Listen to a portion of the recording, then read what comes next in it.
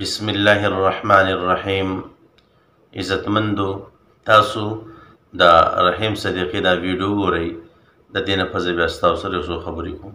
موږ افغانانو درنه میچ په دغه ورلډ کپ کې ګټلی دی او موږ دغه ټروفي راوړې ده. دغه ټروفي موږ د پاکستان نه ګټلې ده. دا ورلډ کپ موږ د پاکستان نه ګټلی دی. خو دې دي کې چې هغه ICC چې کوم هغه ورلډ کپ دی هغه اوبه وي سلسله ورباندې راشي.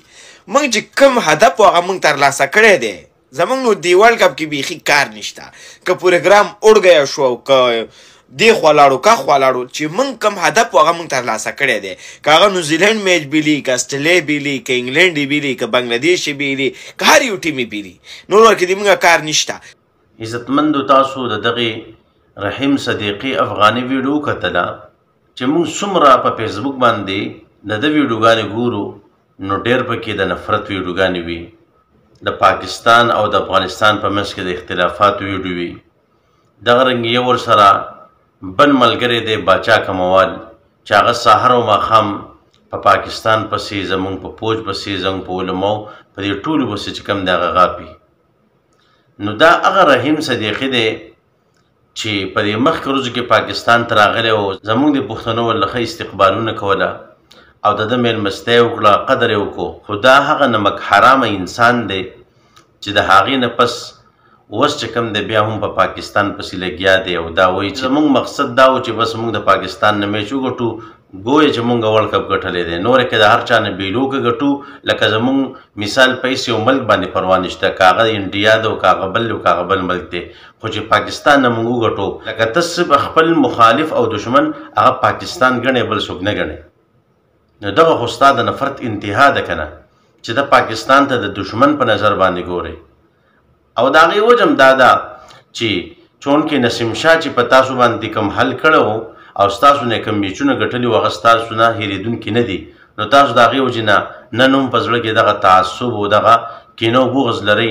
نو ځکه وایي چې زموږ مقصد دا و چې موږ صرف د پاکستان نه میچ وګټو. او خیر دی که تا یو میچ نیمه وګټو سجل وشو، عموما همیشه لپاره تاسو د پاکستان نه میچونه بېلل دي، په یو میچ دو باندې هېڅ فرق نه کېږي. خو افسوس دی د دا په دغې طریقه باندې چې دا وایي زموږ مقصد صرف چې کوم دی دا و چې د پاکستان نه میچ وګټو، لکه موږ چې ورلډ کپ ګټلی او زموږ د خلکو له استقبالونه کوله او دوی له میلمستیا کوله.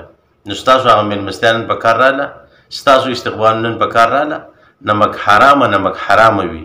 نو دا هغه نمک حرامه انسان دی لکه تاسو دې د خبرونو اندازه واخیسته او بیګا خو ماشاءالله ستاسو نه اسټرالیا میچ وګټو او ښه یې ستاسو بېعزتي وکړه، د بالرانو درله ښه پیټایي وکړه او قسم په الله زه خوشحاله شوم چې دغه اسټرالیا ستاسو نه میچ وګټو او ستاسو هغه تکبر او غرور یې چې کوم دی مات کو.